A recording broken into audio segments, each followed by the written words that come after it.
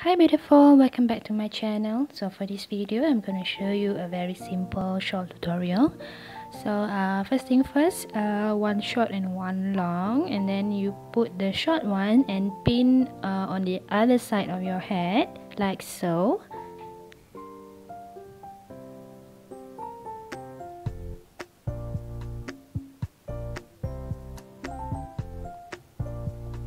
And then you take the long one and wrap it around your neck.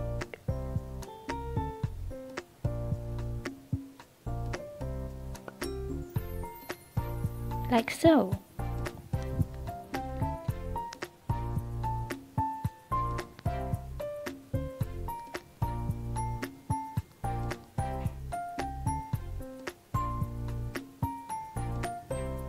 And then you tidy it and you're basically done.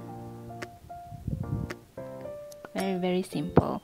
So here's another way to do this style. It's pretty much the same style as the first one, but it's a bit different. I pin both side of my head for extra security. You know, make it pretty. You tidy it, and then I also pin on my shoulder. And then we're done. Very simple. Enjoy, and I hope you like it. Thank you. Bye.